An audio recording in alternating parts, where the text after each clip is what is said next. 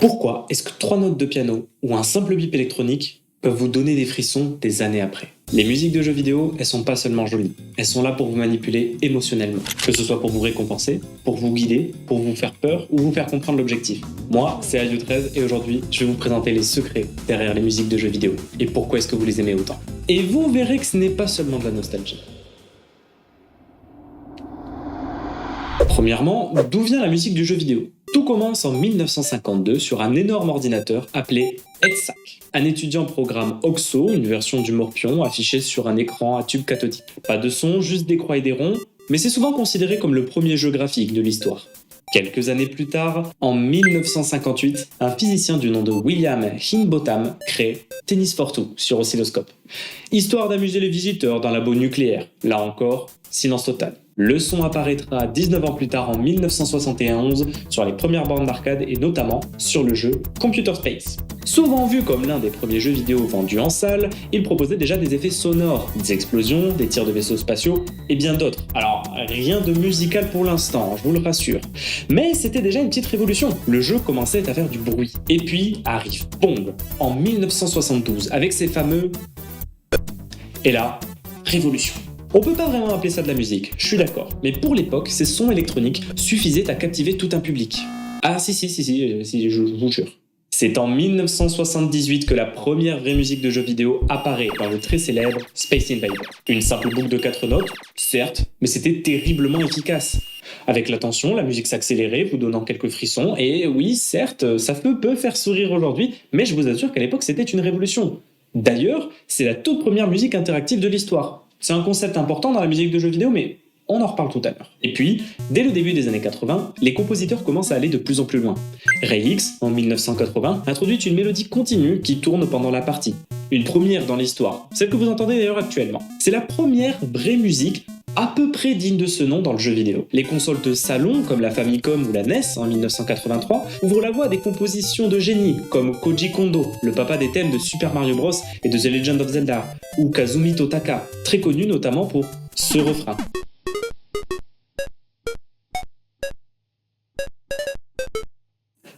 Que l'on peut entendre dans la plupart de ses jeux vidéo, mais il a notamment aussi fait Animal Crossing, Kirby et j'en passe. Ce qu'il faut bien retenir là, c'est que la musique, elle a mis 30 ans avant d'être accueillie au cœur de nos jeux vidéo tels qu'on le fait aujourd'hui. Mais qu'est-ce qui fait qu'une musique de jeu vidéo est beaucoup plus iconique qu'une autre? Pourquoi est-ce qu'on se souvient du premier thème de Mario Bros, mais on se souvient difficilement d'une vieille musique de Final Fantasy un peu oubliée? Et surtout, pourquoi on se souvient de musique de jeux vidéo qui datent de Mathusalem alors que les tubes de la même époque, que ce soit en pop ou en rock, n'ont pas traversé le temps? Ce qu'il faut bien comprendre, c'est que la musique de jeux vidéo, elle n'est pas juste là pour faire joli. C'est un vrai guide, un compagnon. Elle est là pour dicter le jeu. C'est elle qui, dans Elden Ring, vous fait comprendre en quelques notes que le boss qui se dresse devant vous est une créature terrifiante. C'est aussi elle qui, dans Mario 64, vous glisse subtilement que la plante piranha est en train de dormir et que vous ferez mieux de ne pas la réveiller.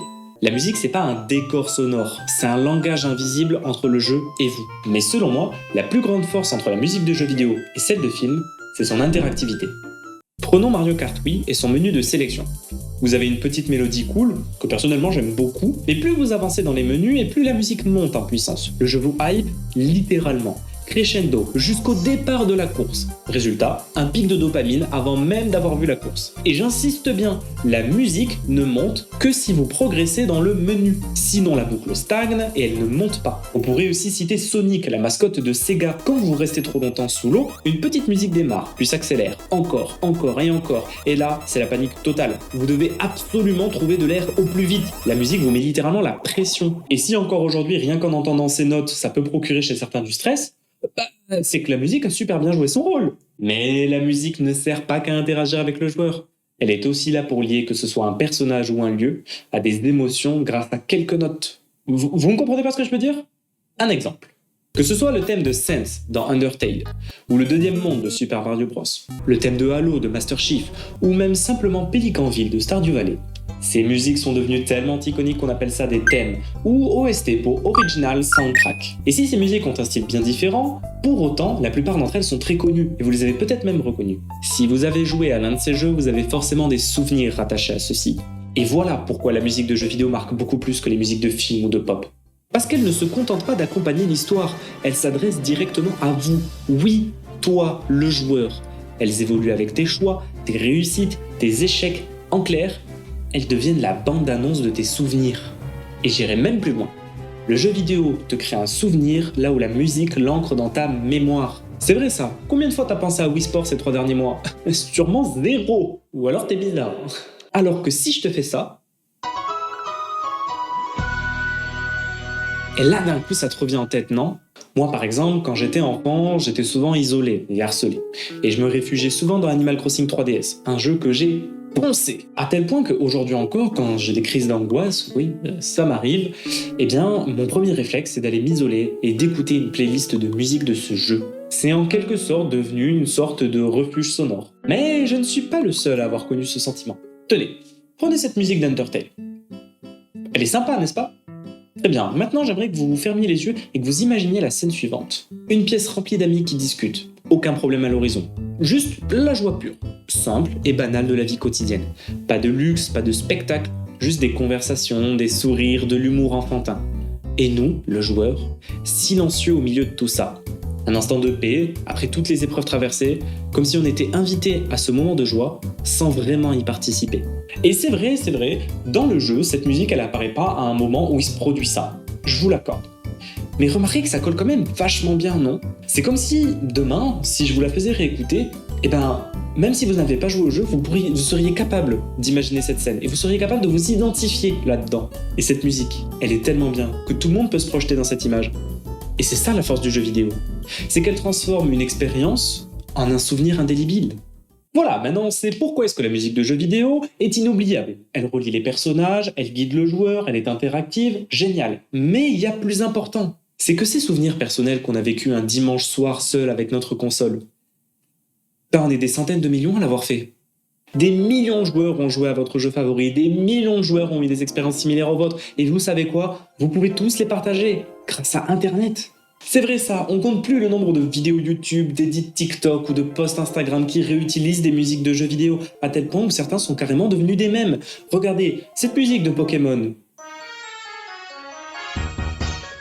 Eh ben c'est devenu un mème. La musique de jeux vidéo, c'est plus votre bande-son personnelle de souvenirs, c'est une culture collective. Que ce soit des sketchs utilisant vos musiques d'enfance, des remixes lo-fi ou même des concerts symphoniques, tout y passe. Et la musique de jeux vidéo est devenue une façon universelle de transmettre sans mots des émotions que tout le monde connaît. Et ça, croyez-moi, j'ai même pu le voir en vrai. En écrivant cette vidéo, j'ai demandé aux gens sur mon Discord de partager une musique ou un son qui instinctivement faisait remonter des émotions fortes chez eux. Et la quantité de gens qui ont répondu est juste scandaleuse. Pour vous dire, on a eu 4 ou 5 fois plus de réponses que de gens qui discutent d'habitude. Faut savoir que c'est un petit serveur avec très peu de gens actifs, mais là, beaucoup ont joué le jeu et ont commencé à discuter pendant des heures sur le chat global de leur musique préférée et de leurs souvenirs. Et d'ailleurs, je suis très intéressé de savoir quelle est la musique de jeux vidéo de ton enfance que tu adores réécouter. Je t'en prie, dis-moi tout en commentaire. En plus, ça fait du référencement. Et là où est le génie du jeu vidéo, c'est que comparé aux musiques de films ou de séries qui sont très sévères quant au copyright, les studios de jeux vidéo, d'ailleurs à cause des studios plus indépendants, sont de plus en plus laxistes sur l'utilisation de leur musique. Alors oui, il y a parfois des histoires de copyright, mais malgré ça, les musiques de jeux vidéo continuent à s'imposer partout. Mais vous, ce que vous voulez savoir, c'est comment est-ce qu'on fait pour reconnaître une bonne musique de jeu vidéo? Qu'est-ce qui différencie une musique qui est jolie d'une musique qui a été bien pensée? Eh bien, c'est ce qu'on va voir tout de suite.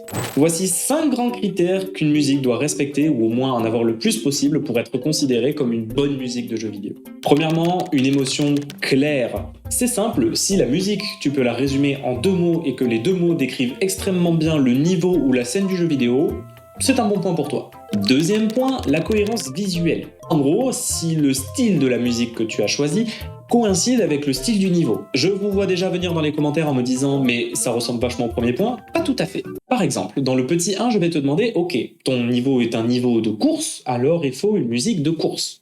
Le petit 2 va te dire « très bien, c'est une musique de course, mais c'est une musique épique ou c'est une musique mignonne, c'est une musique drôle ». Et si tu ne vois pas de quoi je veux parler, voici un exemple. Ça, c'est une musique de course mignonne, et ça, c'est une musique de course stressante. C'est la petite subtilité avec le premier point. Le premier point doit te faire comprendre quelle est l'émotion et le style du niveau.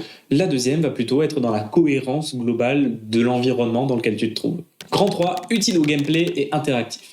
La musique, ça informe, que ce soit en allant de plus en plus vite, en changeant de style, ou même avec des gros bruits quand tu t'approches d'un monstre. La musique, c'est aussi là pour te donner un petit peu de sens. Alors je sais ce que tu vas me dire, la plupart des musiques qui sont mémorables n'ont pas forcément cet aspect-là, mais je trouve que ça rajoute quand même un petit plus, que ce soit dans le menu de Mario Kart où la musique accélère, ou simplement avoir une musique qui s'adapte au jeu. Toutes les musiques ne l'ont pas, encore une fois ce n'est pas obligatoire, mais c'est un bon point en plus. Grand 4, agréable sur le long terme. Bon, tu les connais. Mais si, les fameux niveaux de puzzle, là où tu passes 45 minutes à chercher la solution parce que c'est jamais bien expliqué. Et bien dans ces niveaux, la musique c'est giga important. Parce que si jamais t'as une musique insupportable à écouter, genre ça, t'as juste envie de mourir. Et enfin, grand 5, qui est le point le plus important, il faut que ce soit mémorisable. Bah oui, une musique incontournable du jeu vidéo, c'est une musique qui ne s'oublie pas. C'est une musique que tu peux écouter une fois et t'en souvenir pendant 3 ans. Bah oui, la plupart des musiques du jeu vidéo, tu t'en souviens plus. Pourquoi? Elles n'étaient pas assez mémorisables. Alors l'objectif maintenant, c'est d'avoir des musiques qui restent dans la tête, des musiques qui te donnent envie de rester. Par exemple, le premier thème de Super Mario Bros, qui est quand même un thème qui a été giga bien trouvé, même que des années après, eh ben tout le monde s'en souvient. En réalité, vous avez besoin de moins de 60 secondes pour déterminer si une musique de jeu vidéo est bien ou pas. Vous allez très vite le voir. Est-ce qu'elle correspond au style? Est-ce qu'elle correspond à l'ambiance? Est-ce qu'elle est agréable sur le long terme? Est-ce que le mixage est réussi? Ça va très vite. Résultat, on a donc des musiques qui sont pensées pour vous guider, vous accompagner, vous montrer le chemin ou vous faire vivre des émotions. Et c'est bien là le secret avec les musiques de jeux vidéo. Elles sont pas simplement là pour être jolies, bien qu'elles le soient. Elles sont là pour te guider, pour te montrer des choses, et pour te faire vivre une expérience sensorielle. Merci à tous d'avoir suivi cette vidéo. Si tu l'as aimé, n'hésite pas à t'abonner. Pense à me suivre sur les réseaux, notamment sur Twitch, puisqu'on stream quasiment tous les soirs. Merci également à tous ceux qui me soutiennent financièrement, ça me fait plaisir. C'est grâce à vous qu'on peut avoir aujourd'hui ce décor et cette caméra. Je vous remercie beaucoup, je vous souhaite une bonne journée, et je vous dis ciao. C'est Mauno, enfin... Ouais. Enfin, c'est pas Mauno, c'est le... Ah, c'est pas Mauno, pardon. Tu veux sentir? C'est ta sœur. J'adore prendre des choses par derrière. Vraiment, j'allais dire c'est mon plat préféré, mais aïe. Faut pas prendre au pied de la lettre tout ce que me dit votre streamer. Parce que quelqu'un, quand je vous ai dit votre grand-mère suce des bites, j'espère que vous êtes pas appelé votre mamie. Ça va, maman. Il y a un mec de la télé. Il dit que je suce des bites. Et après il m'a fait ça. Sulla portata per il fratello? Ah no, sì, non connette, non connette. E tutte le cose che sono sempre da che, Mais what? Non mais les gars, notre tour elle est trop forte.